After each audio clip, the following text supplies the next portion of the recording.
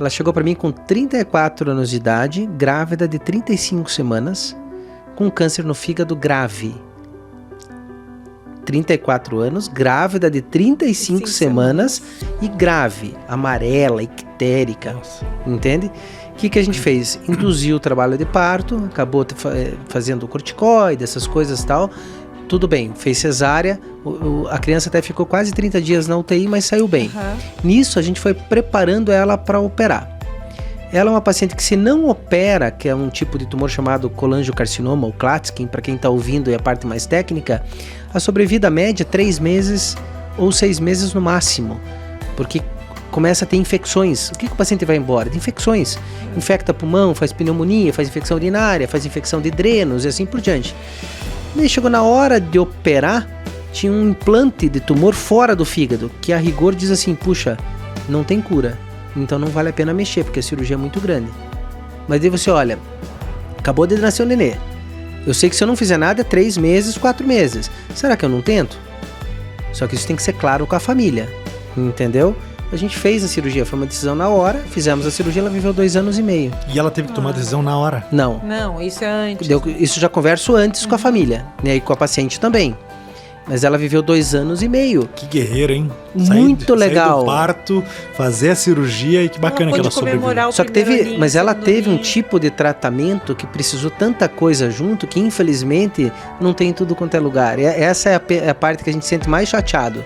Não dá pra falar de política, mas a gente sente mais chateado porque realmente não é todo mundo que tem essa possibilidade. Mas aí vem a pergunta, esses 2 anos e meio, os últimos 6 meses não foi fácil. Mas 2 anos foi muito bem. Então o final não é fácil para ninguém. Sejam bem-vindos a mais um episódio do Mundo Real. Um prazer enorme estar com você aqui, nosso telespectador do YouTube, nosso ouvinte do Spotify. Vanusa, tudo jóia? Tudo jóia, e você? Animada para nossa conversa? Super, nossa, cheio de perguntinhas aqui muita borbulhando. Muita disposição. Eu também. A conversa hoje me atinge diretamente, né? Porque é um caso de algo que ocorreu com meu pai, que me marcou muito, mas eu não tenho nenhum problema, tenho bastante tranquilidade para falar sobre o assunto.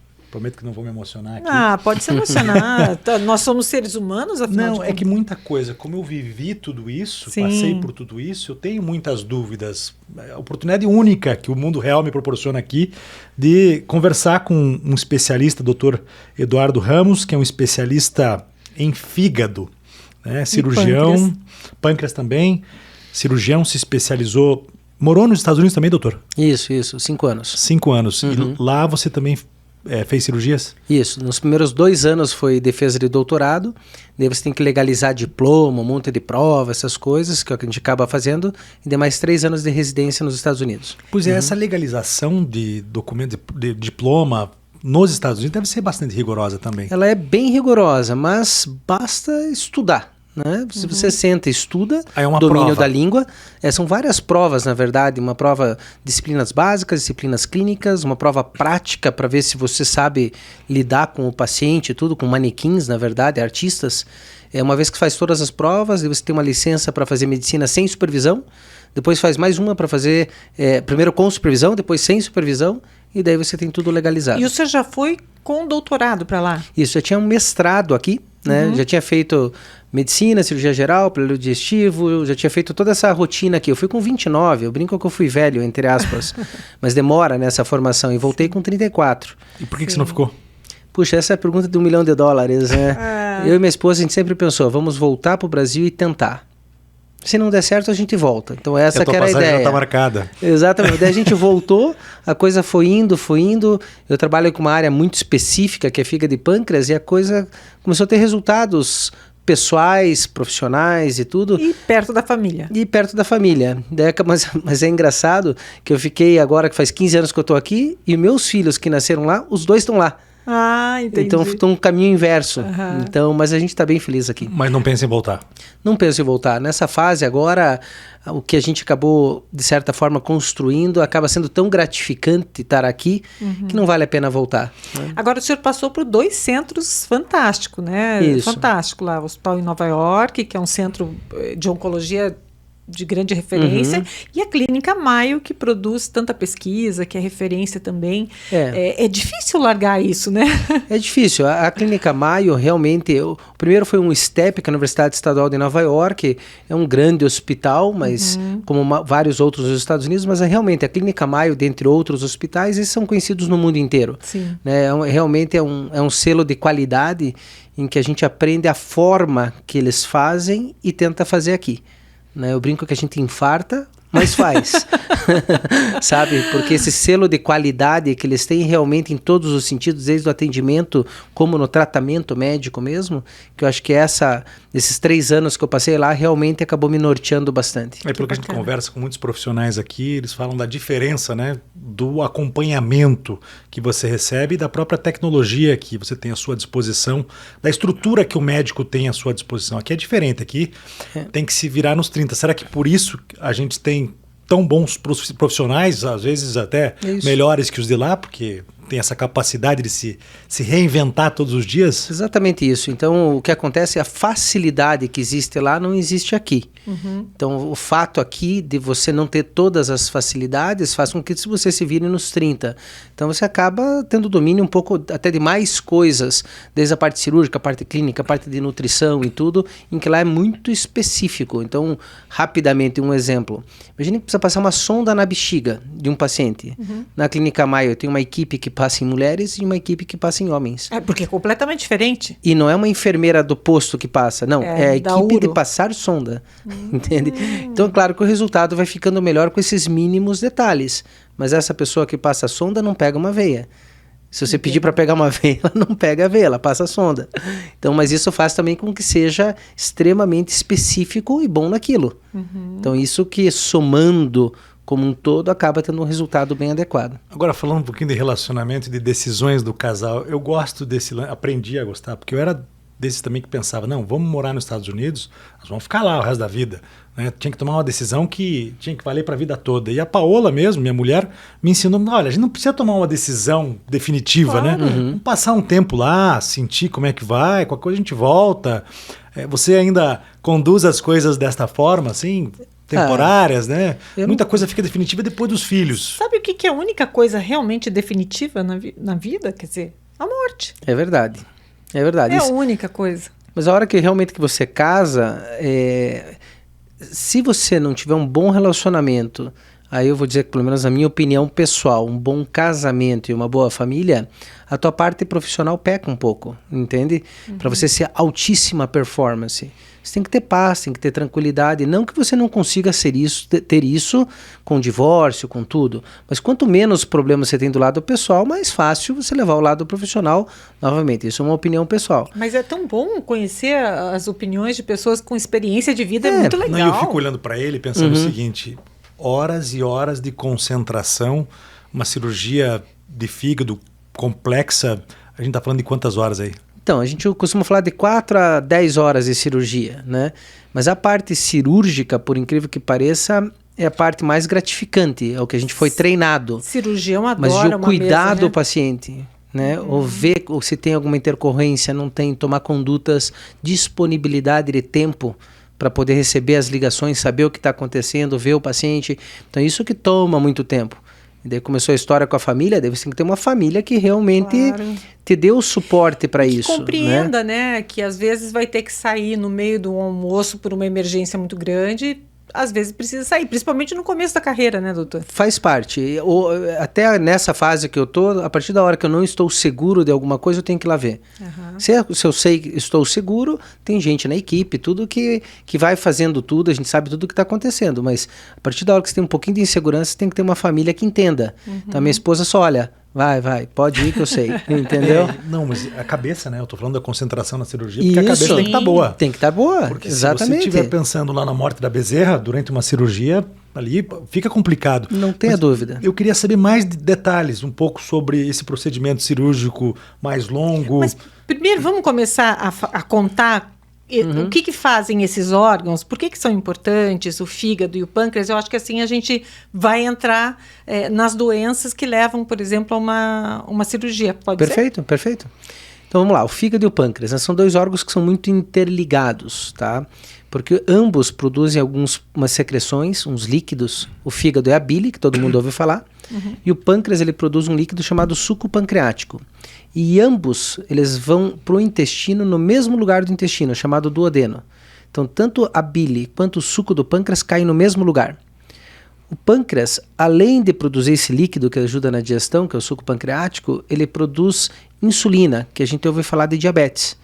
Então todo mundo tem um diabético na família. Só que a diabetes, a insulina vai direto para o sangue.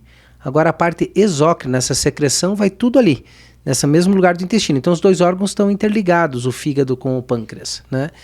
E muitas vezes é o lugar de terem tumores ou doenças potencialmente malignas. Né? Então, por exemplo, existem cistos no pâncreas que podem virar câncer.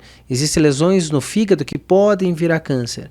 Então acaba hoje em dia sendo uma área de interesse que a gente usa o termo HPB. HPB, hepatopancreato biliar. Entendeu? Que é hepatopancreato biliar. Então hoje em dia já existe até sociedade de cirurgia HPB. Olha, no Brasil e nos Estados Unidos e no mundo. Então tem, por exemplo, se especializando numa área específica. Então existe, por exemplo, hoje a gente chama de IHPBA, que é a Associação Americana, daí tem a Europeia, tem a Asiática, tem a Brasileira, inclusive, que a gente faz congressos e tudo, bem de fígado e pâncreas. Então a gente só fala de fígado e pâncreas, que são esses dois órgãos que estão meio que juntos ali. Tem algum exame que você pode fazer para tentar identificar antecipadamente os cistos que podem se tornar tumores mais graves? Então, hoje em dia, tem que respeitar os check-ups para a idade. É isso que eu costumo falar, tá? Claro que você não tem como fazer uma ressonância em todo mundo, uma tomografia em todo mundo. E nem é bom fazer demais, E nem é bom né? fazer demais, exatamente. Então, hoje em dia, existem estudos populacionais em que eles determinam quando que você começa a fazer endoscopia e colonoscopia, quando que você faz exames de mama e assim por diante. Então, esses guidelines tem que ser respeitados. E hoje em dia a gente costuma falar, passou de 45 anos, tem que fazer endoscopia e colono, entende? A cada 5 anos, antes o guideline era 50, mudou para 45.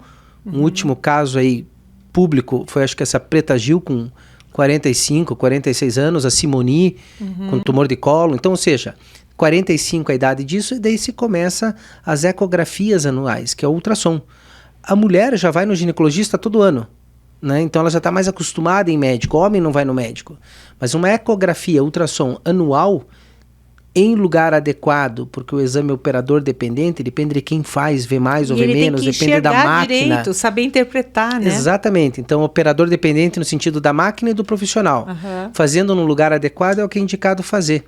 Mas sem ser isso, não tem mais nada de exames que você vá fazer que seja indicado em população em massa para ser feito para tentar prevenir. Para o fígado, qual seria? Ecografia, ultrassom. Único jeito. Isso, único jeito. E é um exame específico que o médico tem que pedir por outras razões. Exatamente, é uma ecografia de abdômen total ou abdômen superior, entende, que acaba visualizando. Só que a dificuldade, algumas vezes, é esse exame ser adequado. A gente vê bastante pacientes assim, mas fez uma ecografia faz 3 meses e não tinha nada. E agora tem um tumor de 10 centímetros. Não foi visto. Já estava lá, né? Algumas vezes tem limitação do método também. Exemplo, pacientes muito obesos, algumas vezes não conseguem visualizar bem as coisas lá dentro por uma ecografia. Equipamento muito antigo Equipamento também. antigo, é uma somatória de coisas. Mas fato é, não está se sentindo bem, dores, não consegue achar uma explicação, tem que fazer o check-up da idade. É essa que é a orientação. Agora, doutor, o que mais a gente ouve falar sobre fígado é esteatose, que é aquela gordura, né, no fígado, e cirrose. Isso. São doenças mais prevalentes mesmo? Elas acontecem mais do que os tumores? Sim. Ou podem levar a tumores? Como é que é? E Sem tem dúvida. Tem um exame mais aprofundado do fígado. Específico. Que é a eco, mas é uma eco mais... Chama FibroScan. Isso. Isso. Então vamos lá. Primeiro o fígado, né? Por que todo mundo culpa o fígado de tudo? Dor de cabeça, tô ruim do fígado. Boca amarga, fígado. Né? Todo mundo fala isso. Todo o sangue do sistema digestivo, todo o sangue que passa no estômago, no pâncreas, que a gente estava comentando, o sangue que vem do intestino delgado, intestino grosso, todo esse sangue vai para o fígado. Então tudo que a gente come vai passar pelo fígado. O fígado é um filtro, e daí o sangue sai do fígado e vai para o coração. Então tudo vai para lá, então desintoxica tudo. Então vamos lá, gordura. A gordura no fígado ou é alcoólica, vem de bebida alcoólica, ela causa gordura no fígado, ou alimentação. Tudo existe exceções na vida, mas de modo geral, a gordura no fígado, que é a esteatose, ela provém da alimentação ou da bebida alcoólica. Entende? Porque vai passar pelo fígado. Sim. Né? Daí essa gordura no fígado causa a esteatose ou a bebida, e daí quando começa a inflamar o fígado, os exames de sangue começam a vir alterados, da função do fígado, que a gente chama TGO, TGP. Daí você não chama só esteatose, daí você chama esteatohepatite. Já é que daí está inflamando por causa da gordura. E daí quando tem essa inflamação por causa da gordura, aumenta o risco de vir a ter cirrose e a cirrose levar a um câncer no fígado. Entende? Só que é a minoria das pessoas. Senão eu brinco que todo americano estava com cirrose e câncer. Mas hoje, nos países desenvolvidos, a causa mais comum de cirrose é a gordura no fígado. Não são mais as outras causas. Exemplo, bebida alcoólica. Tá. Ainda é uma causa prevalente, não tenha dúvida. Mas o mundo melhorou, principalmente em países mais desenvolvidos que se bebe menos, digamos assim. Uns até bebem mais. Mas a causa maior hoje de cirrose é gordura. E da onde vem? Vem da alimentação. Tem algum tipo de bebida que causa gordura maior? Por exemplo, a cerveja, por ser mais calórica? Diga que o vinho Isso. não, doutor. Na verdade, o vinho, a vodka também são calóricos, mas Isso. se consome menos do que a cerveja que... Mas é bem Quantidade. questionável isso, mas a resposta sim é controversa, mas de modo geral é assim. Se você toma como homem mais que 2 doses por dia e mulher mais que 1 dose por dia, o que é uma qualquer dose? coisa, né? Seria 2 doses, seria 2 latinhas de cerveja, 2 taças de vinho, 2 doses de uísque, de modo geral. Claro que existe como fazer um cálculo um pouquinho mais fidedigno, mas mais que 2 todos os dias para homem, ou seja, 14 na semana, e 1 para mulher, 7, aumenta o teu risco de vir a ter o problema. Sem contar que engorda. Exatamente, mas é verdade. Só que ao mesmo tempo todo mundo conhece alguém que toma todas e não acontece nada. Então existe uma predisposição individual também. Então não dá para bater a mesma receita para todo mundo. Mas sem dúvida nenhuma é um fator de risco, esse número acaba e se sendo. tomar tudo de uma vez? Também pode, entendeu? Essa Pode também ser era risco, né? questionável. Isso. Não tomar todo dia 2 doses Mas e não Chegar tomar no as final de 14 semana no tomar as sábado. 14. O risco é o Também mesmo. aumenta o risco. Aumenta o risco. Aumenta eu vi o risco. alguém falando, um especialista, não lembro qual área, não sei nem se era médico, mas dizendo que é como você... É melhor você colocar um pouco de carga, usando como exemplo a carga na musculação. Colocar um pouco de carga todo dia do que trazer toda a carga uma vez só, que o risco de lesão seria maior. Assim ele falava da bebida. Isso. Então é melhor tomar um pouco todo dia do que tomar tudo de uma vez Então, só. todo são dia pontos nunca bem é bom. controversos, sabe? Bem controversos. Até essa parte ele tomar no final de semana as 14 doses, esse foi até um estudo mais recente aí, mostrando que realmente coloca o paciente mais em risco. Só que, novamente, tem uma predisposição individual. A gente estava falando agora há pouco sobre câncer. Por que uns têm câncer e outros não têm câncer? É uma coisa que nós, seres humanos, a gente tem uma necessidade de saber o porquê das coisas. A gente De quem que eu busca, peguei né? o Covid? Por que isso? E a gente não tem muitas respostas, né? Então, tem que tentar ter uma vida saudável. Doutor, o meu tio, ele fez uma cirurgia que tirou um pedaço do fígado na década de 70. Aham. Isso não se fazia quase, né? Nessa época, não aham. sei. Mas verdade. assim, eu lembro que na família foi Aham. uma loucura, porque ele bebia muito e tal. Eu acho que ele devia estar com alguma coisa bem séria, né? E aí ninguém esperava que ele ficou amarelo, completamente amarelo e tal. Daí fez a cirurgia, tá vivo até hoje, 82 anos. Então, Mas isso é raro, né? são coisas assim que cada pessoa é uma pessoa. Então, muito nessa área de fígado e pâncreas, hoje em dia, os tratamentos são meio que iguais no mundo inteiro. Mas a escolha do tratamento para esse ou para aquele, para outro paciente é muito individualizada. Então, no caso do teu tio, né? A gente tem que saber um pouquinho mais de detalhes exatamente do que aconteceu. Claro. Mas tem pessoas que surpreendem, não tenha dúvida. Então, é muito individualizado. Mesma coisa quando a gente fala em câncer de fígado ou de pâncreas. Não sei quem operou, foi muito mal. Outro operou, foi muito bem. Existem vários tipos também de tumores, Célula, que fica né? difícil você comparar maçã com laranja.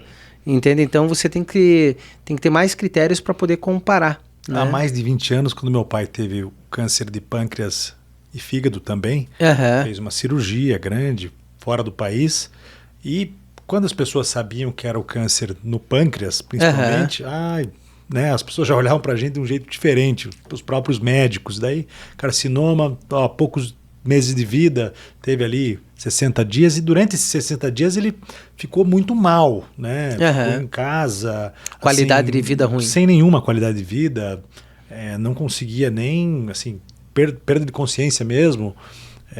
E eu sei que os tratamentos melhoraram, os resultados das cirurgias melhoraram. Como é que está hoje isso? Então, depende muito do tipo de câncer. Então vamos falar de pâncreas, por exemplo, né? Pâncreas ainda é um tumor ruim. Então eu deixo assim sempre claro isso quando eu falo com familiares, tudo, porque você tem que saber. Mas quando fala ruim, hoje em dia, tem estatística para tudo. É claro que a estatística, se cai para a pessoa que vai ficar vivo, ela não quer saber dos que faleceram. Se você fala que vai ficar vivo e falece, não queria saber dos números, né? Então isso é muito personalizado. Mas falando então de pâncreas, o que acontece hoje? Ainda de cada 10 pacientes que a gente vê, a gente só consegue operar 2 ou 3. Significa que 7 ou 8 já vem com doença avançada. Daí não é operável, nem para fazer já limpeza. Não é operável, nem para fazer limpeza. Falando do adenocarcinoma, que é o mais comum. Tá. 85%, 90% é o adenocarcinoma. Existem outras nuances. Exemplo, do Steve Jobs é um outro tipo de tumor, podemos falar depois. Mas falando do adenocarcinoma, se ele já tem doença à distância, uma metástase no fígado, esse paciente, a chance dele ser operado é praticamente zero. Então, de cada 10, 7 ou 8, a gente não tem que fazer, mas tem 2, 3 que a gente consegue trabalhar. Mas a gente fica se perguntando, será que se ele não tivesse operado, com certeza, ele teria vivido mais? Com certeza. Então, o que acontece? Porque daí, se você não consegue ser operado hoje em dia, a sobrevida média com quimioterapia é 12, 14 meses. Mas o que você consegue operar e faz químio, você aumenta essa sobrevida média para 30, 36 meses. Então, se ele viveu mais, não quer dizer que vai viver 30 meses. Já vou comentar sobre média. Mas você aumentou o tempo de vida. Então, quando você opera ou não opera um paciente, você sempre tem que ter noção de algumas coisas. Primeiro, você vai pensar em tempo livre de doença com qualidade de vida. Então, quanto tempo eu vou ficar livre de doença? Tratei meu câncer, fiz quimioterapia. Quanto tempo eu vou ficar livre de doença? E qual é a minha chance de cura? Então são duas coisas diferentes. Só que esse tempo livre de doença tem que ser com qualidade. Claro. Senão não tem porquê. Né? Então hoje a gente trabalha com essas duas coisas. Então no pâncreas, quando a gente fala em cura, é baixa ainda para adenocarcinoma. A gente fala nos melhores serviços do mundo de 10 até 30% nos operados e nos que fizeram quimio ainda. Fez um sanduíche. Agora entende? É difícil, né? Porque o paciente está pensando o seguinte, se eu fizer a cirurgia, eu posso, de repente, sobreviver e viver a vida toda. Isso. Ele pode me curar. E se eu simplesmente não fizer a cirurgia para viver 2, 3 anos... Isso. Daí eu só vou viver 2, 3 anos. Mas aí ou menos até, porque daí a sobrevida média é 1 ano. Então como é que você toma essa decisão? Então, são decisões importantes, né, que a gente coloca para a família. Algumas vezes eu sou até um pouquinho seco, né, mas eu acho que se fosse comigo eu gostaria de saber de números. É do perfil de cada um. É o do perfil de cada um. Então, mas de acordo com a pergunta que o paciente te faz, você sabe o que ele quer ouvir. É claro que você tem que falar a verdade, óbvio. Mas você sabe até onde ele quer ir. E hoje em dia, no nosso público, que são pessoas com convênio, pessoas de bom nível, todo mundo quer saber. E tem internet hoje em dia. Claro. Pelo contrário, né? A internet mata você antes de você ir. Isso. Então, o que acontece hoje no pâncreas? O paciente chega e a gente comenta, olha, se é operável ou não é e qual vai ser o tratamento. Quando é operável, a primeira pergunta é se opera de cara ou se faz químio antes? Todo mundo já ouviu falar sobre operou e espalhou. Não é isso que a gente ouviu falar? Mas operou e espalhou. Não é que opera e espalha. Já estava em tal velocidade que se você opera a baixa imunidade, continua crescendo e não dá tempo de fazer nada. Então será que não é melhor fazer químio antes de operar? Para matar alguma célula? Entenderam? Então hoje em dia existem critérios objetivos para isso, não é subjetivo. Eu fiz a neoadjuvante, eu tive mama. Então perfeito. Eu fiz, e o que aconteceu? Diminuiu muito o tumor, 80%. Então, claro que eu pude preservar a mama, fazer uma cirurgia muito menor e com mais assim, confiança de um resultado que eu ficaria feliz depois. E provavelmente aumentou a tua chance de cura. Cura, né? Só que tem casos e casos. Tem casos em que você começa com cirurgia, tem casos que começa com químio. E isso não é muito mais... Claro que tem o feeling do médico, mas hoje em dia tem literatura para tudo. Claro. Então, por isso que é tão importante você ter. Eu queria até comentar com o João. Aham. Nessa decisão, eu acho que é importantíssimo você estar bem afinado com o seu médico. O nível de confiança, porque é ele que entende. Agora, se você não tem essa Mas é uma decisão relação muito bem pessoal, é estabelecida. muito difícil. Mesmo, por mais que confie, o médico vai apresentar dados e chances, né? Percentual de chances para cá ou para lá. Quais as decisões, como é que elas têm sido tomadas na maioria dos casos? A gente sempre discute em reunião multidisciplinar, então não é um médico só. Então você tem médico, oncologista, radiologista, clínico, endoscopista, tem um monte de gente junto. Então essas a gente chama de tumor board, por exemplo, ou reunião multidisciplinar, em que você apresenta o caso e daí todo mundo decide, não, esse caso é para químio ou para cirurgia. Então, os números são esses ou aqueles. Uhum. Exatamente. Então quando você vai falar para o paciente, não é uma resposta individual do médico, do cirurgião. É uma resposta já da equipe dizendo qual que é o melhor tratamento. Então, só que daí, claro, quem decide é o paciente. Então, te respondendo ali a pergunta. Se hoje o teu pai chegasse, eu falaria, primeiro se é ressecável, se não é, se faz químio ou se opera. E hoje em dia tem número para isso, só que não é só o número da literatura do mundo. Você tem que ver o número no teu serviço. Uhum. Não adianta nada estar lhe dizendo lá bonito lá que, por exemplo, rapidamente mudando de assunto, a sobrevida média após transplante de fígado nos Estados Unidos é 90% um ano depois. Passou um ano, 90% está vivo. E qual que é no Brasil? Deve ser mais baixo. Em torno de 65, 70. Então, mas meu paciente é mais grave. Não, você tem que ver na tua realidade, se pegar o Brasil como um todo. Como tem serviços de excelência que tem 90%, 80% e assim isso por diante. Isso pelo acesso aos serviços Isso faz muito pós-cirúrgicos. sentido, porque para tudo, infecção, hospital, anestesista, UTI, enfermeiro, nutrição, é multifatorial quando a gente fala em coisas de alta complexidade. Então, quando eu chego e falo com o paciente, eu sei exatamente qual é a mortalidade daquela cirurgia no nosso grupo. Porque você está analisando o paciente que tem o perfil Isso. de outros Nossa. pacientes de uma média que tem a mesma situação que a dele. Isso. Só que o número sempre erra, mas eu tenho sei exatamente qual é a sobrevida e qual é a mortalidade mas você daquilo. aumenta a chance de acertar. Não tenha dúvida. O número é força, né? É estatística. Sem dúvida. Eu falo que a estatística é uma droga, a matemática, porque existe a estatística. E vai cair numa estatística, né? Para mais ou para menos. Claro que numa curva tem gente que está aqui, tem gente que está lá. Então, isso que eu ia dizer. Né? Mas tem uma média. Não sei se o senhor conhece aquele livro do David Servan, que é pós-câncer, alguma coisa assim, Acho eu que não me não. lembro agora. Bem, ele era médico, pesquisador e tal, e um dia descobriram um câncer, um tumor no cérebro dele, e o médico deu 8 meses para ele. E ele se desesperou, tal, mas disse que em um momento ele falou, peraí, se tem 8 meses, quer dizer que tem gente que viveu menos que isso, porque 8 meses é a média. Perfeito. E tem gente que viveu mais. 5 anos, 10 anos. E aí ele foi atrás de quem viveu mais. Descobrir e tal, ele é Anticâncer o nome do livro. Eu acho fantástico. Eu quero ser dos caras que viveu mais. E aí ele falou, eu vou ser esse. Bom, ele viveu 17 anos. 17 anos, o prognóstico dele era de 8 meses ali, né? Que ele tinha de vida. E ele fez alterações no estilo de vida, etc. Ele chegou a fazer cirurgia, zerou o tumor, tirou todo o tumor e tal, teve recidiva e tal, não sei o que, até que o momento, claro, também todos nós vamos chegar no momento, não né? Tenha dúvida. Mas é muito legal, essa visão que ele apresentou ali no livro, que o senhor está trazendo aqui, é o que eu sempre penso quando eu vou falar com alguém, ou quando alguém me traz um número, eu penso, mas peraí, né? A gente pode ficar aqui, mas podemos chegar lá também. E é exatamente o que você comentou, porque hoje em dia tudo é muito calculado em tempo de 5 anos. Então, quando eu falo para você, em 5 anos, tantos por cento estão vivos ou não. A pessoa, na cabeça dela, ela só escuta os 5 anos. Ela não entende o cenário como um todo. E daí o médico falou que ia viver só 5 anos. Não, tem gente que vive mais. Tem gente que vive menos. Então, a gente tem que ter muito cuidado para explicar para a família. E geralmente, por exemplo, eu na minha prática, eu nunca opero um paciente sem conversar pelo menos 2 ou 3 vezes para ter certeza que estão todas as perguntas respondidas e para entender o que é. Que a pessoa tem que decidir. Eu vou dar só um exemplo rapidamente. Eu tive um paciente agora faz pouco tempo, que é uma pessoa, foi meu professor, dá para dizer assim, de uma certa idade avançada, ele chegou para mim e falou, eu quero operar. Eu brinquei, professor, se eu operar o senhor e o senhor morrer, vão dizer por que operou, olha a idade do senhor. Mas se eu operar e for tudo bem, ninguém vai falar nada.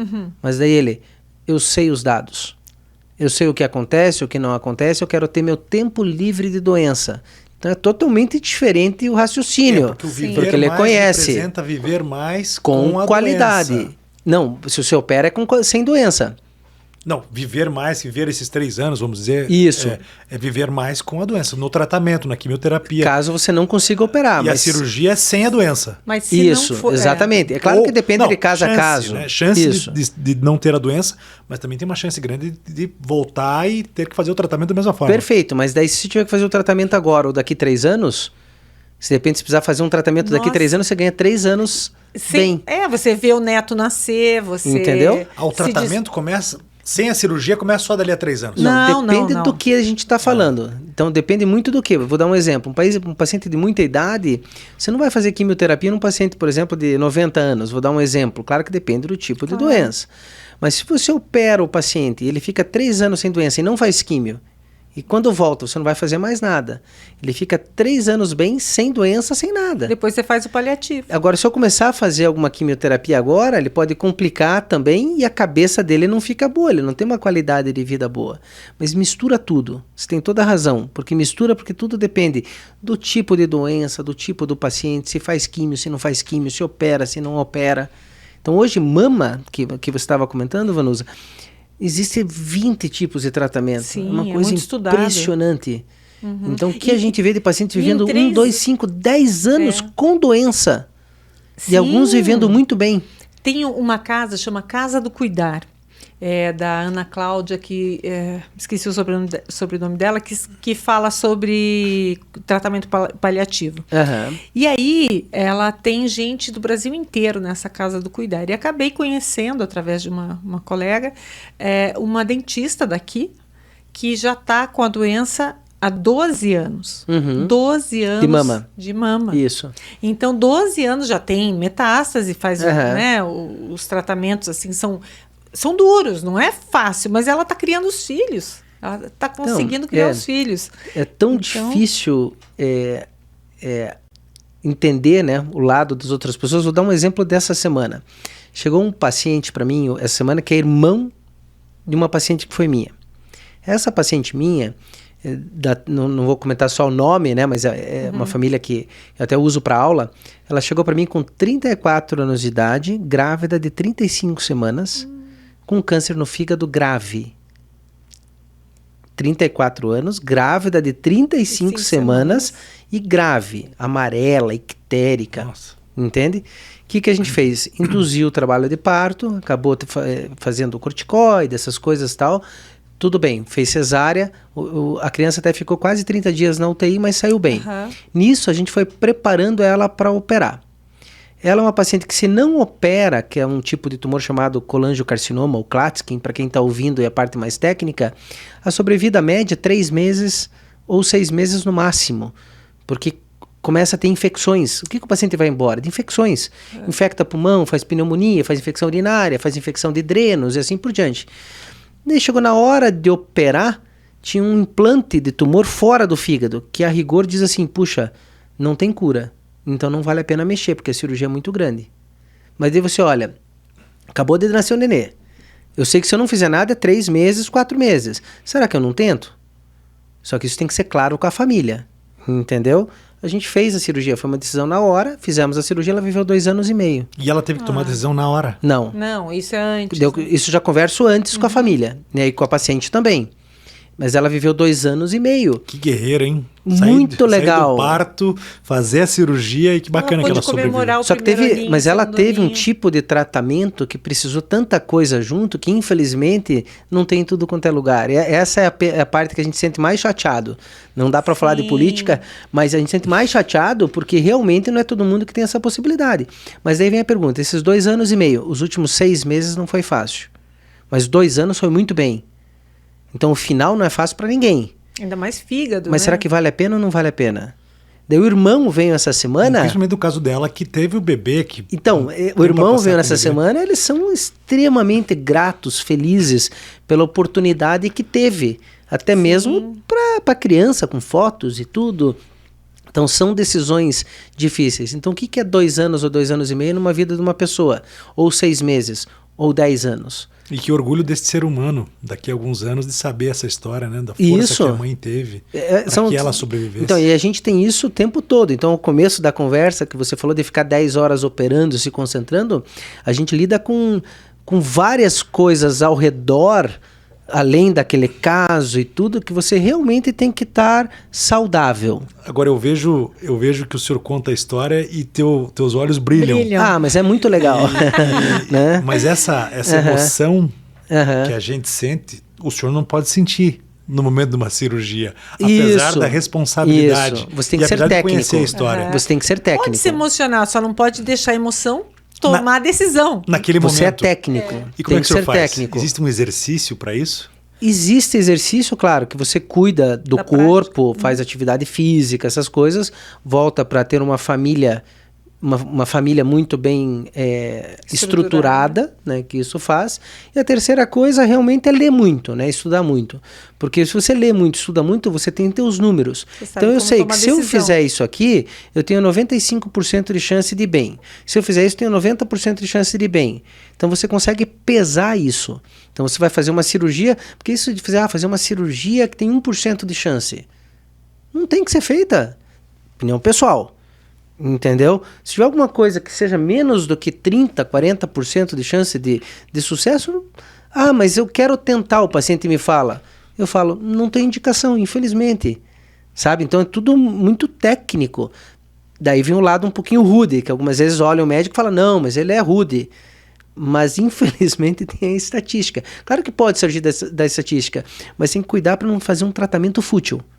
Entendeu? Então esse limite é importante. Frieza e equilíbrio. Mas, doutor, o senhor colocou aqui tratamento de uma mulher que tinha um irmão com câncer, e nós que tivemos... A Vanusa já teve câncer, mas nós que, no caso do meu pai, por exemplo, minha irmã toda hora começa a palpar, achar que está com alguma coisa.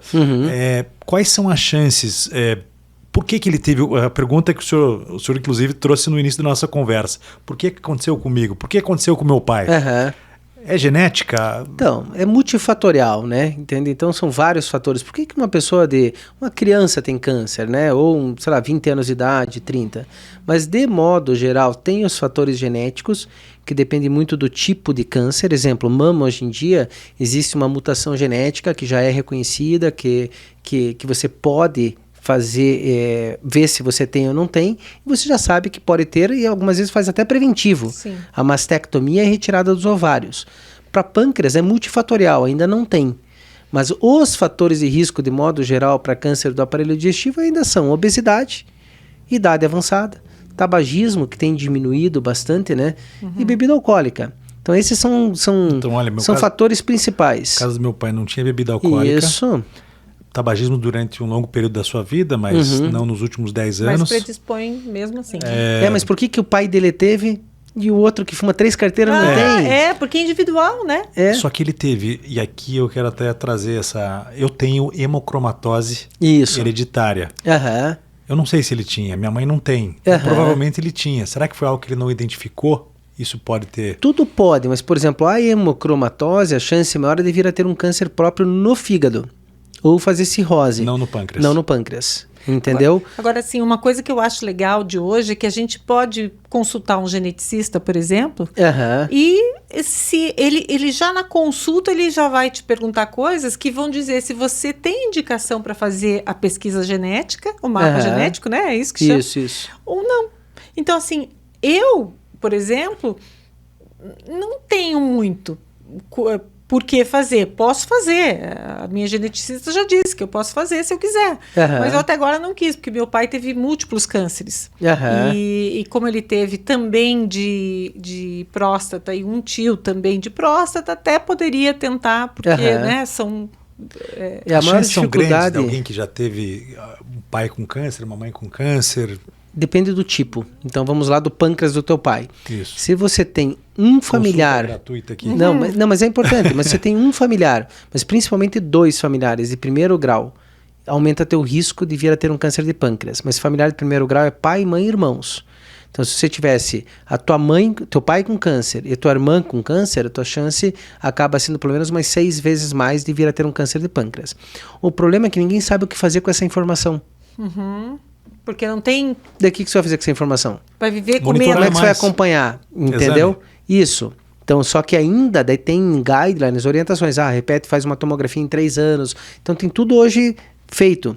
Mas a gente ainda não sabe muito o que fazer com os dados. Exceto para mama, que a gente já sabe.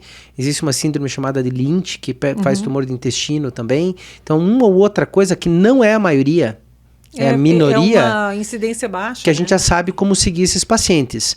Mas isso é o futuro da medicina. Então, o futuro da medicina, eu vou dar um exemplo. Lá na Clínica Mayo, que a gente estava falando, lá eles fazem biópsia líquida de sangue para guardar e deixar congeladinho. Ou biópsia de tecidos, fica congeladinho, tem um banco de sangue de tecidos, tudo lá. Porque se um dia descobrimos uma coisa diferente de um gene Y, será que tem relação? Não tem. Eles já têm amostra de 20 mil pacientes lá para poder ver. E claro, imagina o custo que não sai para manter uma estrutura dessa. Mas é assim que a medicina vai evoluindo. E agora há pouco a gente estava falando, viveu mais 3 anos. O que me deixa mais animada nesse ponto é que em 3 anos, no mundo que a gente vive hoje, pode aparecer uma nova forma de tratamento. Isso. Porque está sendo tudo tão rápido, né, doutor? O que aconteceu hoje, por exemplo, né, com a imunoterapia. Na imunoterapia tem vários tipos de tumores que respondem à imunoterapia e muitas vezes a imunoterapia não cura, mas ela segura a doença. Então, existem, por exemplo, pessoas que têm câncer de pulmão, que antigamente morria muito rápido, e passa 2, 3, 5 anos tomando uma medicação e se mantém estável. AIDS também? AIDS foi a mesma coisa no passado. Então é isso que, já que a gente não vai conseguir matar, será que a gente não consegue controlar?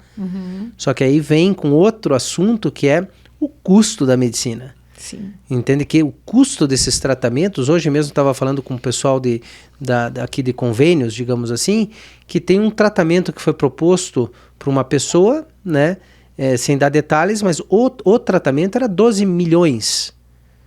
E conseguiu fechar com a indústria farmacêutica para fazer por 8 milhões e 100. E o juiz fez a liminar.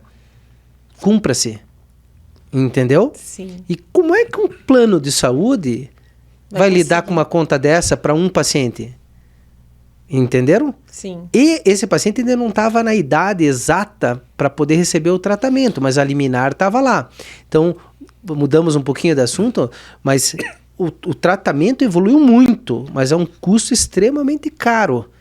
E daí, infelizmente, é isso que a gente fica mais angustiado, nem todo mundo tem acesso a isso. Também a conta não fecha, mas isso não é um problema no Brasil, mas é no mundo inteiro. Não é o Mas caso aí de o entrar poder num grupo público- de pesquisa, por exemplo, num caso desse? Pode, mas algumas vezes a droga já está aprovada, por exemplo, né? E algumas vezes esses grupos de pesquisa têm muitos critérios para poder colocar a pessoa dentro daquele estudo. Né? Então, esses estudos são feitos no mundo inteiro. Só que, por exemplo, são estudos fase 1, fase 2, fase 3. Mas se faz um estudo que ganha uma sobrevida maior que 4 meses do que outra medicação, deve ser feito ou não? Vou ser mais claro. Pega assim, um paciente tem um câncer X. Daí descobre que usando esse tratamento que todo mundo usa, vive 9 meses. E daí se usar um outro tratamento, vive 12. Média. Mas estatisticamente mostra que mudou de 9 para 12. E a medicina é assim que vai mudando. É 9, 12, 15, 20, e assim vai. Mas o custo desse para 12 é um custo extremamente caro. Então, como lidar com isso? Ai, aí mas o é cruel, convênio, né? É cruel. Mas o convênio também tem que se basear em estatística. Tem que se Até basear em pra conduzir o seu estatística. negócio. Aí vem a Quantas Anvisa. pessoas... Aí vem a Anvisa, né? Tá liberado pela Anvisa, tá isso, não tá. Mas se não liberar, vem a liminar. Entendeu? Daí qual a chance de vir eliminar?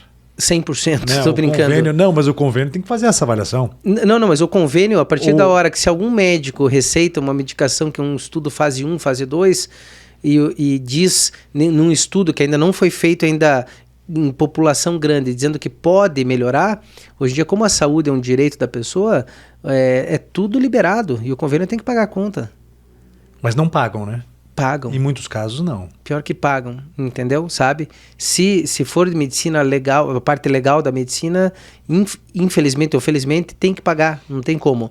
O que pode acontecer é ir demorando, e a pessoa acaba falecendo por algum outro motivo. Mas daí vem a pergunta, com 3 meses a mais de vida ou não, o que dá para fazer com esse dinheiro, em termos de medicina preventiva? Será que não dá para estudar muito mais pessoas e ajudar muito mais pessoas do que um paciente? A gente está divagando aqui. Sim. Não estou nem falando certo ou errado, mas você vê como são decisões difíceis, essas de saúde pública. Sim, sem dúvida. É priorizar. Né? É uma coisa extremamente complicada, mas eu fico angustiado, porque quando a gente fala em fígado e pâncreas, eu preciso ter uma estrutura muito grande. E você está falando de uma vida, é algo muito forte. E muito o forte. E isso, o né? secretário de saúde, um prefeito, um governador, tem que tomar uma decisão em relação ao alcance do seu orçamento, né? Para atingir E da o maior população número de em todas. pessoas. Claro. São situações difíceis. Mas ao mesmo tempo, E a tem gente fica naquelas, regras, né? não Uma tem? vida já custa muito, né? Por exemplo, Exatamente. em relação ao transplante de fígado, né? Aham.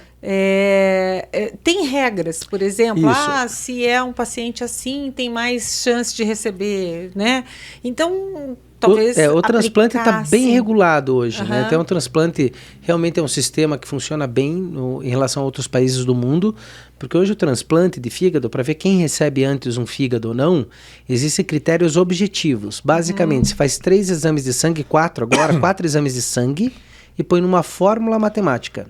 Tá. E essa fórmula é capaz de prever qual é a tua chance de morrer em 3 meses. Claro que é Sério? tudo média, Sim. entende? Daí você faz lá, teus exames estão ruins, você ficou com um score alto. Vou dar um exemplo, 30. Daí tua chance de morrer em 3 meses é, digamos que metade, 50%. Mas quando você está com 30 com esse score, você tem que repetir o exame uma semana depois. Se os teus exames melhoram, seu score cai de 30 para 20. Então fica o tempo todo mudando esse score, de acordo com os exames do paciente, para ver quem é mais grave e menos grave. Para quando surge um órgão, vai para o mais grave. Entenderam o raciocínio? Menos grave tem mais tempo. Tem mais tempo, Aham. exatamente. Aham. Então daí existem situações especiais. Você tem um câncer no fígado que pode ser transplantado, nem todos podem. E está dentro dos critérios para transplantar. Mas teu fígado está bem, daí você não fica grave. Mas porque tem câncer ganha pontos. Então isso está muito bem regulamentado, que é o transplante. Mas Estabeleceram alguns critérios. tem critérios. Mas agora o que vai acontecer, né? Com os planos de saúde? Foi legalizado o transplante para o plano de saúde pagar. Hoje, um pacote de transplante aí custa em torno, pelo SUS, o hospital ganha em torno de 100 mil reais. Vou dar um exemplo. Tá. E a conta não fecha. Por incrível que pareça, a conta não fecha. Todo mundo pensa, não, mas não fecha. Um paciente convênio vai custar provavelmente 200, 250 mil cada paciente. Porque tem toda uma estrutura para poder fazer e tudo. E quem vai pagar a conta? É o plano de saúde. Então, a gente sempre está colocando as contas no plano de saúde, E o que me preocupa é Daqui até a pouco onde a gente vai. explodir Né? a bolha. Sabe? Claro que a gente acabou mudando um pouquinho de assunto, mas voltando para o fígado e pâncreas, quando eu vejo um paciente, a preocupação é se o paciente vai conseguir ter o atendimento mais adequado possível. E quando o paciente tem um plano de saúde, ele consegue. Porque hoje em dia, se você pagar R$80 no plano e ela pagar 300, ou você pagar 80 ela pagar 1.000, você tem os mesmos direitos. É claro que depende do plano, você tem mais acesso, menos acesso, mais facilidade ou menos facilidade. Mas essa é uma coisa boa no Brasil. Que se está lá na ANS dizendo que você tem direito àquilo, o plano não tem como negar. Mas alguns médicos só aceitam um tipo de plano, outros... Isso não. Mas o médico, na minha opinião, é a parte mais barata do sistema. O que é caro é hospital, Hospitalização. Mas o hospital UTI. também... Químio, onco. Alguns hospitais Isso. trabalham só com um tipo de Perfeito. convênio. Essa que é a dificuldade. Algumas vezes você tem um plano de saúde que não atende em hospitais XY, só atende no outro hospital. Daí quando você vai contratar, você tem uma ideia. É igual hotel. Você vai em um hotel melhor, um hotel pior, e Agora, assim, o que- localização diferente. O que me preocupa um pouquinho é a questão da infecção hospitalar, porque você veja, passar por se qualquer, digamos, hoje eu acho que não é feito em qualquer hospital, né? Não, isso, Não, exatamente. né? Porque imagina o risco de perder um paciente que conseguiu um transplante, Isso. um fígado, e aí vai para um centro que não é tão cuidadoso. Por isso que o enfim. tratamento é multidisciplinar e os resultados são multifatoriais. Foi o que aconteceu agora com o Covid, né? Teve hospitais que o paciente, se ia para UTI e era entubado, a mortalidade era 50%, 60%, 70%. E as mesmas decisões tinham que ser tomadas. Assim, em Isso, termos de e tem hospitais que é probabilidade... 10% a mortalidade. Então, sabe? Então, essa diferença mostrou, na minha opinião pessoal, as diferenças que existem no nosso país continental. E do sistema público? Uhum. Até onde vai em relação ao câncer do fígado, no pâncreas, ao transplante? O que existe? Então, o transplante é exceção. Realmente funciona muito bem, né? Porque é um sistema, digamos, separado dos demais. Vou dar um exemplo. Se eu transplanto um fígado hoje, a receita que vai para o hospital, ela vem de um fundo do transplante. Não vem do dinheiro da prefeitura. Entendeu? Ali para pagar ali. Então, é uma coisa que é exceção. Em relação às outras doenças, depende muito da onde você é atendido, que existem ilhas de excelência, não tenha dúvida que tem ilhas de excelência, mas vou dar um exemplo, se você infartar, chegar numa UPA, no meio da pandemia, e não tem vaga de UTI, se você tiver infartado para precisar colocar um stent, demorar 6 horas, 4 horas, 10 horas ou 20 horas, muda completamente. Em Curitiba, a coisa funciona bem, principalmente, por exemplo, para infartado. De leitos, mas né? será que isso é tudo igual no Brasil inteiro? Né? Ou numa cidadezinha pequena? Entende? Ou a gente... Na pequena nem tem uma UPA. Isso. E a gente fica assim, mas isso não vai nos atingir. Mas a gente pode estar dirigindo o carro e ter um acidente de carro. Claro. E assim vai. Então, essa desigualdade que é extremamente difícil. Até para o político é difícil, né? Como dar 7 milhões, mandar pagar um tratamento de 7 milhões ou não? Porque com 7 milhões... O político deve dar vontade de colocar tudo em saúde. É claro, né? Se você for pensar, um político sério que, né, tem responsabilidade com a sua população. Educação. Porque, veja, outras obras talvez sejam importantes para inaugurar, para lançar, para anunciar, mas o dia a dia mesmo, o problema grave mesmo tá na saúde, né? É que eu acho que saúde e educação... A emergência é a saúde, né? Saúde e educação são duas áreas que não são valorizadas, mas que geram riqueza.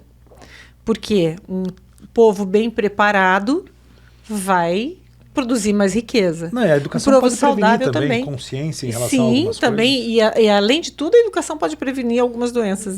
Isso mesmo.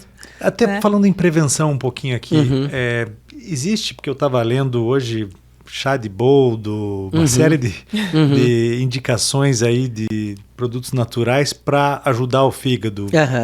Você acredita? Eu sei que isso não vai dizer que através de pesquisa não pode afirmar. Então, é mais ou menos isso. Números, né? Deve ter um algo a mais na vida, não tenha dúvida, né? Então, por isso que algumas pessoas falam, eu fiz isso e funcionou super bem e assim por diante. Eu tomo vinagre de maçã todos os dias. Né? Então, mas tem um algo a mais na vida? Provavelmente tem. Mas isso vai ver na literatura, se dizer que se tomar o chá com boldo vai fazer com que tenha menor chances de ter problema, a resposta é não. O que a gente sabe hoje em dia é se hidratar bem, comer bem, evitar gordura, evitar muita coisa industrializada, não ganhar peso, principalmente de obesidade, fazer atividade física, mas é tudo aquilo que eu brinco que a gente está careca de ouvir falar. E que ninguém quer ouvir. E ninguém quer ouvir. Todo mundo quer uma solução mágica. Exatamente, que é o caso da cirurgia bariátrica e o reganho de peso depois de uma cirurgia bariátrica, né? Eu fiz. Só que existe o imponderável. Não, né? Graças a Deus, cuidou. Ficou bem. Mas existe o imponderável. O imponderável é aquela pessoa que tem uma vida extremamente regrada e acontece. Sim. Então, o que eu comento com os pacientes? Faça o check-up de acordo com a idade. Se aconteceu um imponderável, tente ficar tranquilo, porque não dependia de você. Daí talvez seja um algo a mais. Mas tentar fazer o check-up da idade. Agora, doutor, vou dizer um negócio. Quem pensa que cirurgia bariátrica é mágica... Não, exatamente. Vai fazer porque pensa que vai ser uma solução. 2 anos, né, que o doutor Paulo... 2 anos, doutor Rodrigo. Doutor Rodrigo. 2 anos acabou a lua de mel e se você não se cuidar, a tendência é engordar. O corpo se adapta. E um amigo meu, por exemplo, que fez a cirurgia, um dos primeiros a fazer, ele arrumava um jeito de tomar o leite condensado. Sim. Colocava num cantinho ali e tal, descia, ou batia o macarrão no liquidificador... para poder consumir, porque... quando estava na fase pastosa, acho. Porque é o seguinte, né? O cara está acostumado a comer muito. Mas aí é que tá, né? Por isso que também é multidisciplinar. Porque se a pessoa não fizer um trabalho de cabeça... Tem que fazer a bariátrica na cabeça. Sim, até o Rodrigo, o doutor Rodrigo diz, lá do Nossa Senhora, Strobel. O Strobel, ele diz assim, eu acho que eu opero a cabeça de vocês, porque... Então, você tem que selecionar o paciente também para bariátrica. A gente estava falando até agora há pouco de câncer, não deixa de ser diferente. O paciente tem que ser selecionado para aquele tipo de tratamento. E se você indica mal, não vai ter um resultado adequado. Né? Eu, por exemplo, fui indicada por conta do câncer, quer dizer, para evitar a recidiva, e como eu tinha engordado muito no pós-câncer, aí um dos meus médicos olhou e falou assim, Vanusa, vamos te encaminhar para... Porque eu fiz tudo, tomei o que vocês tomam agora, que esse povo toma todas aquelas injeçõezinhas na barriga lá, não sei o quê, fazia exercício, cuidava na alimentação, só que assim, né, a gente vai se dando prazeres, se permitindo prazeres, né? Aí você pensa, já passei por tanta coisa, eu vou comer hoje isso aqui, daí amanhã, eu vou comer aquilo ali. O problema maior do comer, essa coisa dane-se, é o mal-estar que você tem. Para quem enche quando você a pança, come né? demais, a vida que você leva, não é legal, você não tem disposição, enfim. Doutor, eu queria terminar nossa conversa aqui conversando com aquela turma que nos assiste, nos acompanha, que gosta de tomar uma cervejinha, um vinho, um uísque, e que vem com aquela conversa do, o fígado regenera, isso aí não é um problema e tal. O que dá para dizer? Como é que é essa história do regenera? Então, vamos lá. Primeiro, o fígado regenera. Esse é um fato mesmo, né? Então, a não ser que ele já tenha algum tipo de cirrose. Daí, se ele tem cirrose, que é uma fibrose no fígado, daí ele já começa a não regenerar mais. Mas até então ele regenera. Hoje o principal vilão é a obesidade, tá? É gordura. Então se você toma a tua cervejinha, tudo, mas faz bastante atividade física e tudo, já diminui bastante as chances. Se você tem gordura no fígado, mas os exames de sangue estão adequados, você está bem. Mas o melhor é não ter, né, doutor? O ideal é não ter. Mas hoje em dia, metade da população já tem uma gordura. Mas então, isso Mas por começou conta a da alterar os alimentação? exames do fígado, alimentação, bebida alcoólica, não adianta. Mas ele começou a alterar os exames do fígado, é um alerta, né? E daí a gente estava falando agora assim sobre os prazeres na vida. Eu sempre falo para os pacientes, quem sou eu para julgar alguém? Vou brincar com vocês, minha mãe fuma 2 carteiras por dia. A minha fumava também. Sabe? E quem sou eu para julgar? Cada um faz. Só que o problema é que a pessoa não se sente bem. E tem um cara que fala o seguinte, eu prefiro viver assim menos do que viver muito sem poder fazer o que eu estou fazendo. Só que a maioria, em relação à comida e bebida. E a maioria bebe bem e come bem e vive bastante, né? Não é uma... Não é 1 mais 1 é 2. Você não vai convencer ninguém a reduzir a alimentação, assim, ter uma alimentação mais regrada e a não beber com o argumento de que ele vai viver mais. Né? Não consegue, exatamente. Doutor, e as pessoas também dizem assim, tô com uma dor no fígado, nem sei que lado é. Fígado dói? Então, o fígado fica do lado direito, aqui em cima, e o que dói é a pedra na vesícula. Pedra na vesícula dói, ela dá uma dor na boca do estômago, do lado direito e nas costas. Mas o fígado em si, por mais que tenha um tumor grande lá dentro, ele vai crescendo e você sente uma dor muda, entre aspas. Um desconforto, um incômodo, mas não é uma dor. Entendi. O que faz dor é a obstrução do canal da bile. Então, por isso que quando fala num câncer de fígado, algumas vezes já está avançado. Até aproveitando rapidamente para a gente terminar ali, o principal câncer do fígado não nasce no fígado, o mais comum. Ele nasce em outros órgãos. Como todo o sangue do sistema digestivo passa para lá, as células ficam as células ficam por ali, como se fosse uma peneira. Daí acaba grudando lá e daí acaba tendo a metástase no fígado. E o paciente vai descobrir tarde, muitas vezes.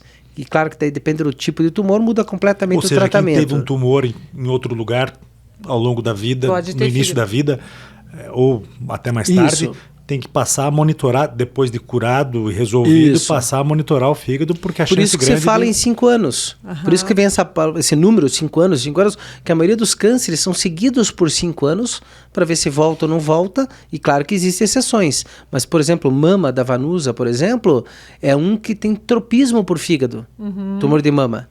Então ele pode voltar só no fígado. Meu pai teve um câncer de hipófise quando eu tinha 8 anos, e depois, 12 anos depois, apareceu o do fígado, do pâncreas. Eu não sei se o hipófise vai, mas o que me chama atenção é assim, o câncer de mama, ele pode ir para o pulmão, né? Pode, que é o mais comum. Fígado, ossos. Então, assim, cada tipo de câncer, ele escolhe muito também aonde vai, né? Perfeito, ele tem um tropismo. Então, todo o sangue do aparelho digestivo vai para o fígado. Do fígado, o sangue vai para o coração. Do coração, o sangue vai para o pulmão. Do pulmão volta para o coração. Do coração vai para o resto do corpo. Sabe aquela história de pequena circulação, grande circulação? Sim. Entende? Então, um câncer ele pode se espalhar pelo sistema linfático, que são ínguas, linfonodos, ou pelo sistema sanguíneo. Tá. Então, daí, dependendo do tipo de tumor, ele vai para um lugar ou para o outro. Existem exceções, mas é assim que é o raciocínio também do cirurgião, do médico, quando vai fazer o que a gente chama de estadiamento. Estadiamento é ver se o tumor se espalhou ou não se espalhou, porque depende muito do tipo de tumor e da localização. E é interessante, assim, que eu acho que o senhor deve conviver muito com os pacientes que sobrevivem, né? Tem a sobrevida. Até não gosto muito dessa palavra, tá? Sobrevida, porque não eu é acho fácil. assim, não, a gente tá vivendo. Não é fácil. Prorrogação. É a prorrogação? A prorrogação. Eu brinco que eu tô fazendo hora extra. Mas você é nova, puxa. Sim, graças a Deus. Mas aí, o que eu quero dizer é assim, é muito difícil alguns pacientes saírem da doença, né? Você às vezes limpou lá na cirurgia, tá tudo bem, ele tá aí solto no mundo fazendo acompanhamento, ok? Mas parece que a cabeça ficou... Mas eu não tenho a dúvida, né, que é difícil. Então, os primeiros exames vai fazendo, a pessoa vai ficando cada vez mais tranquila. Mas quem foi mordido por cobra tem medo de minhoca, não é verdade? Então, qualquer coisa que a pessoa sente, ela já fica preocupada. Isso acontece muito com quem teve problema cardíaco, na fase de reabilitação, tem medo até de subir uma escada, um degrau, fica com receio, inseguro mesmo. É para tudo. E aí é importante o médico orientar o que pode e o que não pode, que geralmente pode tudo. E daí eu costumo falar assim para o paciente, se um dia voltar a tua doença ou não voltar, não depende de você muitas vezes. Entende? Então, volta para o imponderável. Então, viva bem o máximo que puder. Hoje, por exemplo, eu vi uma anestesista, que foi anestesista lá nossa do hospital, ela está 5 anos sem nada de um câncer de pâncreas. Eu fui até ver a patologia dela, para rever a patologia, para ver o que era. Um tumor de 4 centímetros, que é um tumor grande, de corpo de pâncreas. Entende? E 5 anos sem doença. Claro que são 10 a 20% que acontece isso, que ela foi operada, fez químio, tudo isso. Mas para ela não fica sossegada. Entendeu? Mesmo estando 5 anos, ela já quer saber quando que são os próximos exames. A rigor, depois de 5 anos, se faz anual. Daí a primeira pergunta, mas não pode acontecer no meio do caminho? Pode, mas se a estatística diz que tem que ser anual a partir de agora, vai viver. Sim, vai até fazer porque tuas vai coisas. ficar se expondo a exames que às vezes vão fazer mais mal do que... Faz mais mal fazer mais exames? Na verdade, faz mal mais para a cabeça e para o sistema de saúde que onera, entendeu? Mas, de modo geral, não faz mal tanto para o paciente. Mas a ressonância, a tomografia, fazer muita tomografia até pode, mas mesmo assim, ainda provado que se fez 10, 30 ou 50, ainda não tem assim, sabe? O risco é muito baixo. Só que o problema é realmente a cabeça da pessoa para viver bem. Então, aí eu já acho, minha opinião, a gente tem que seguir protocolos. Existe protocolo para você faz exame 3 meses, 6 meses, 1 ano e tem que seguir o que diz a literatura ou os sintomas do paciente. Porque senão você está machucando o paciente. Eu, como paciente, faço um apagão. No período que eu não preciso fazer os meus exames, eu faço aquele apagão, estou ótima, estou vivendo. Mas quando vai entrar na máquina, já dá aquele medo, né? Dá uma sensação assim, putz, né? Será? E olha que eu sou bem boa de cabeça nesse sentido, assim. Mas eu sei que aquele momento é como passar por uma prova. Sabe quando estão te avaliando, assim, numa prova? É a mesma sensação. Só que daí é a tua vida ali, né? Que tá... E é interessante. Mas o que eu acho melhor de tudo é viver esse momento do apagão. Né? Daqui a 6 meses ou 1 ano eu vou ter que fazer? Ok, vou ter. Aí eu já tô naquela fase, assim, que começa a atrasar o exame. Aí fica pior, a cabeça fica pior. Mas cada cabeça uma sentença, claro, né? Óbvio, né? Mas tem que tentar viver bem, seja se teve câncer, se não teve. E é claro que isso é fácil falar de boca para fora, né? Mas tem que tentar viver bem. E nem sempre o que aconteceu com o vizinho vai acontecer com você. O que aconteceu com o teu pai vai acontecer com você, né? Porque senão a gente não consegue sair da caixa, né? Você fica preocupado o tempo todo. É isso. Doutor, muito obrigado pela presença aqui. Nos honrou com esse debate maravilhoso no mundo real. Muito bacana mesmo. Muito obrigado por tudo. Eu que agradeço vocês. Foi muito boa a conversa. Valeu. Muito obrigada. Obrigado. Tchau, gente.